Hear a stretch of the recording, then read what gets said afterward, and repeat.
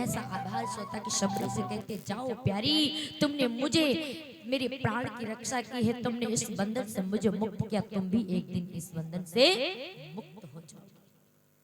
शबरी ने जितने भी पशु थे सबको खोल करके आज वहां से शबरी मैया रात्रि के समय भाग गई। शबरी मैया निकल गई, माता पिता सारे सारे रिश्तेदार ढूंढने में लगी, शबरी कहीं नहीं मिली। शबरी मैया भागते दौड़ते इतने घने जंगल में पहुंची जहां पर मतंग ऋषि का आश्रम था। मतंग ऋषि का आश्रम था क्योंकि बहुत अधम से अधम जाति की थी, लेकिन परम संत ब्राह्मण थे वो। अब ब्राह्मण के सुंदर से आश्रम में कैसे जा सकते? उसने निर्णय कर लिया था। एक दिन ऐसा हुआ कि शबरी मैया ने देखा कि संत लोग 4 बजे उठ करके उनके जो शिष्य होते थे वो शिष्य रोज झाड़ू आश्रम में लगा करके लकड़ियों को इकट्ठा करके और सुंदर से जब तक गुरु उठते तब तक पूरी व्यवस्था व्यवस्थित करके रखते थे। तो एक दिन ऐसा हुआ, शबरी जा करके उन आश्रम के पास में एक पेड़ था, पेड़ के ऊपर शबरी मैया चढ़ गई और ये पूरा जो दृश्य होता रहा पूरा शबरी मैया देखती रही कि कैसे कैसे संत उठते हैं और कैसी सेवा करनी चाहिए। तो सुबह का समय हुआ, शबरी मैया ने क्या किया, 4 बजे और पेड़ से नीचे उतरी और उतर करके आश्रम के गेट खुले। उससे पहले जाकर शबरी मैया ने पूरा आश्रम साफ किया, लकड़ियां जंगल से बीन करके गेट पर रख दिया, पानी घड़े में भर कर रख दिया और फिर पेड़ पर चढ़ गई। पेड़ पर चढ़ गई, गुरुदेव उठे, उनके शिष्य उठे और शिष्यों ने जैसे ही देखा कि लकड़ियों का गट्ठर रखा हुआ, घड़े में ताजा पानी भरा रखा, पूरे आश्रम की सफाई हो रही, पूरी गलियों का साफ, पूरी गलियां साफ पड़ी हुई हैं, ये देख करके दंग रह गए। 1-2 दिन ऐसे ही होता रहा। शबरी मैया 4 बजे उठ करके रास्ता को बुहार, कुछ नहीं मिलता तो अपने केसों को लेकर के पूरी रास्ता को बुहार देती, कंकड़ मिट्टी कांटे सारे एक तरफ कर देती और अपनी सुंदर से केसों को लेकर के पूरा रास्ता बुहार देती, पूरा रास्ता। सबरी बुहार रास्ता कब आएंगे रामो जी, शबरी बुहार रास्ता आएंगे राम जी, शबरी बुहार रास्ता।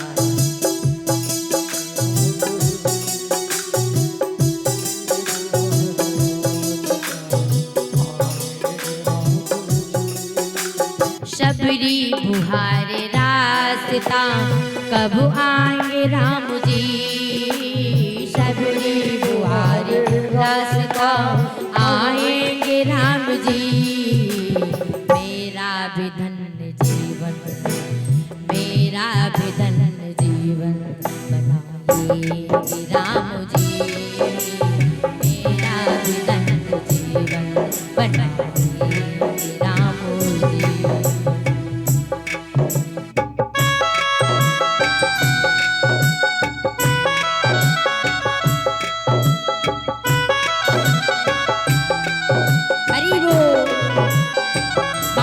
बजाते हुए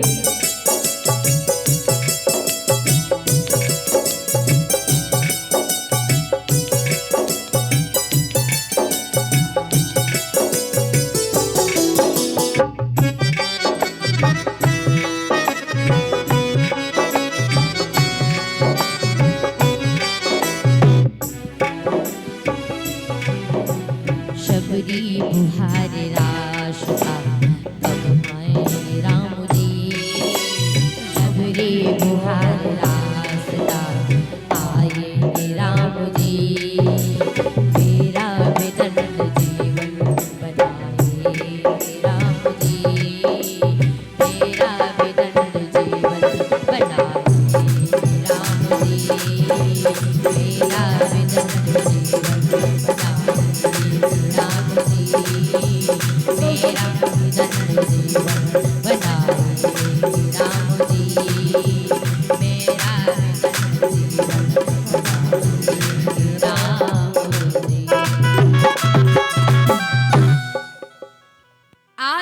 सबरी अपने केशों से पूरी रास्ता को बुहार देती और बुहारने के बाद में फिर पेड़ पर चढ़ जाती। पर डे रोज का नियम था, रोज का नियम बन गया। एक दिन की बात मतंग ऋषि ने पूछ दिया शिष्यों से पूछ दिया कि ये बताइए हमसे पहले कितना तुम उठते हो, कितने समय उठ जाते हो? आज सारे शिष्यों का सर नीचे कि मैं तो करता नहीं, पता नहीं कौन करता। अगर मैंने कह दिया कि मैं नहीं करता तो गुरुदेव मुझे डांट लगाएंगे, पर सत्य तो बोलना है, झूठ तो बोल नहीं सकता। गुरुदेव ने कहा सत्य सत्य बोलना। ये किसने किया? सारे शिष्य चुप हो गए, बोली मैंने नहीं किया गुरुदेव।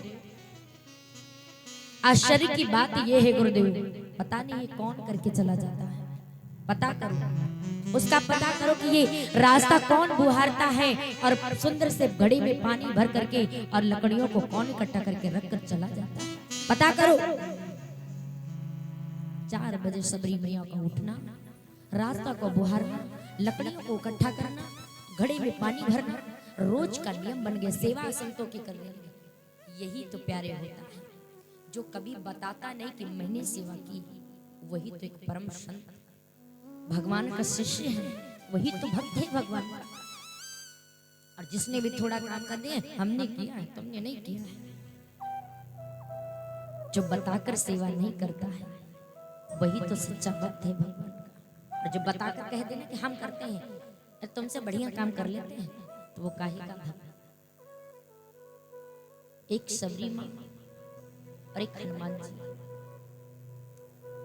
जिन्होंने कभी अपनी सेवा का डंका नहीं बजाया, कभी नहीं।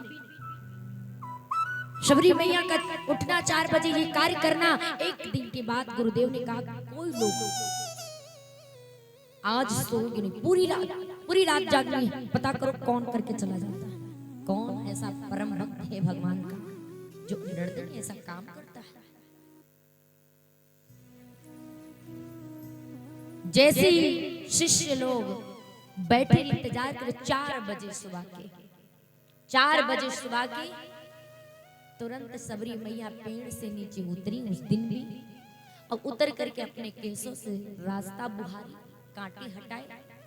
और जैसे कांटे हटा करके उस समय आज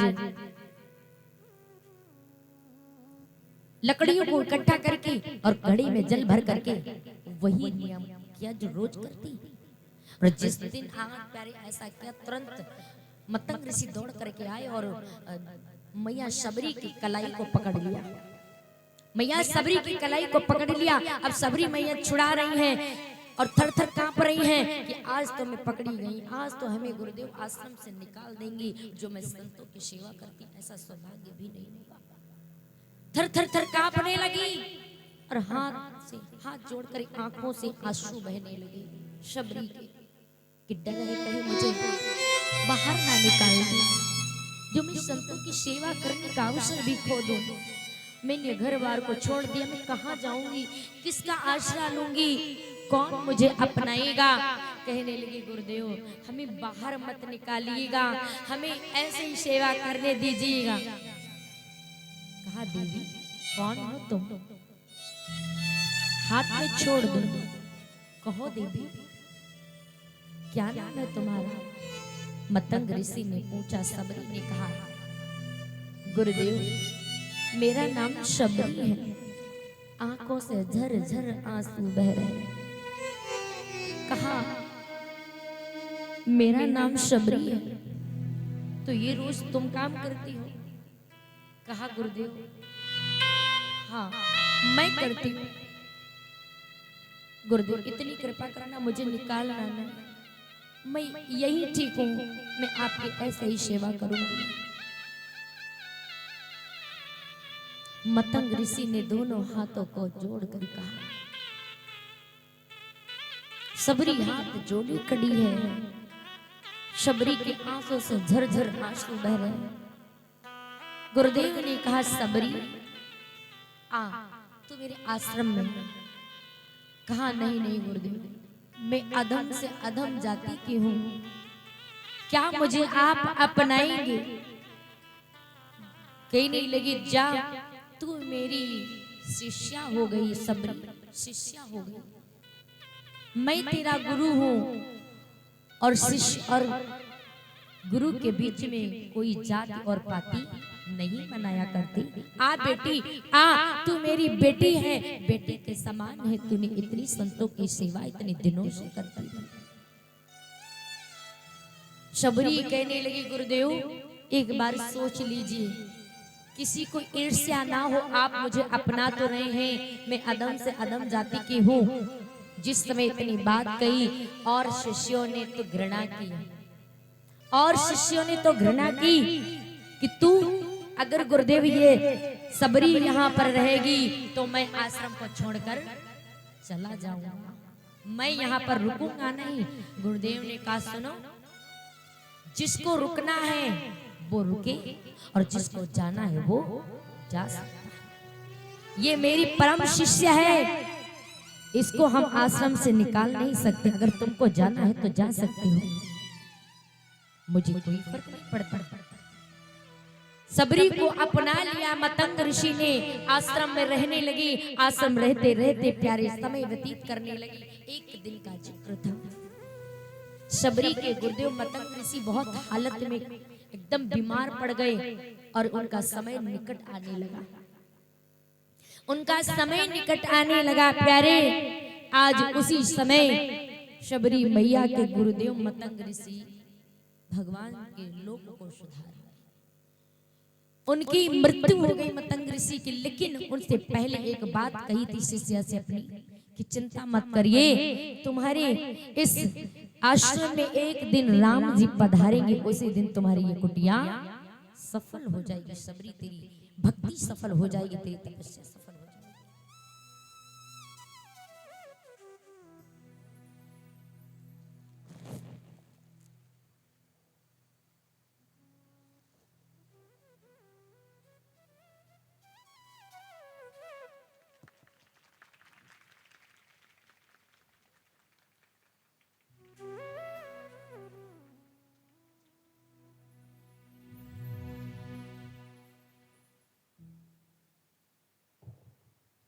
एक बार जोरदार ताली बजा दीजिए शिवानी बहन के लिए। क्या बात है, भगवान हमेशा इनका कल्याण करते रहे, हमेशा खुशियों से भंडार बढ़ते रहे, हर इच्छाओं को भगवान पूरा करते रहे। पीठ मन से ढेर सारा आशीर्वाद दिए, मंगल में जीवन खुशियों से भंडार बढ़ते रहे। बहुत सुंदर से भेंट से आशीर्वाद मिला है। भगवान हमेशा ऐसे ही कल्याण करते रहे, खुशियों से भंडार बढ़ते रहे। बोलिए गोविंद भगवान की, सच्ची दरबार की। आकर के सबरी मैया आज वही दिन आ गया। प्रभु श्री राम जी जैसे आश्रम में पधारे और पधारने के बाद में आज वो बरसों की तपस्या सबरी की सफल हो गई। पूरी ये पूर्व जन्म की कथा है। आज सबरी मैया की जो उन्होंने भक्ति और भगवान की शरण चुनी है। आज इधर जैसे ही आश्रम में प्रभु श्री राम जी बैठे थे और उसी समय जब भगवान से हाथ जोड़ करके कहा मैं अधम से अधम जाति की नारी हूँ, उसी समय भगवान ने कहा शबरी चिंता मत करो। भगवान ने क्या किया, क्या सिखाया था? नवदा भक्ति सिखाई थी। क्या सिखाया था? जोर से बोलो, नौधा भक्ति। नौधा भक्ति का मतलब समझते हैं? आइए, कहते नौधा भक्ति और प्रथम भक्ति क्या बतलाई है, दो चार भक्ति में बताते हो। नौदा भक्ति भगवान ने कैसे बताई सबरी मैया को। प्रथम भक्ति क्या है? संतों का संग। दूसरी भक्ति क्या है? भगवान की कथा। प्रथम भक्ति संतन कर संगा,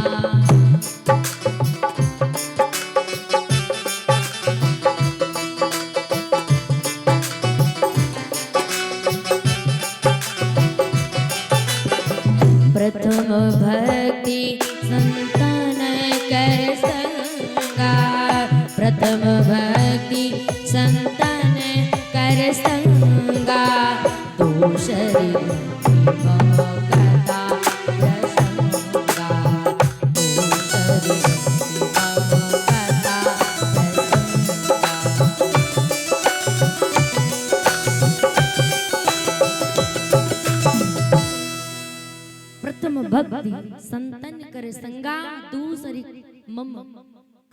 प्रसंग। प्रथम भक्ति संतों का संग और दूसरी भगवान की कथा और तीसरा किसी के सेवा करना। सेवा आजकल करना नहीं, कराना जानते हैं, करना नहीं। बोली श्री रामचंद्र भगवान की। और जो सेवा कराना नहीं चाहता वो करना चाहता है, वही सबसे बड़ा भक्त भगवान का। अब दास बनने में सेवा करने में फायदा है, सोच लो। सेवा कराने में नहीं, सेवा करने में। जो सेवा करने में आनंद है वो सेवा कराने में आनंद नहीं। लेकिन आप लोग समझ रहे हैं कि सेवा करने में नहीं, कराने में मजा आता है ना।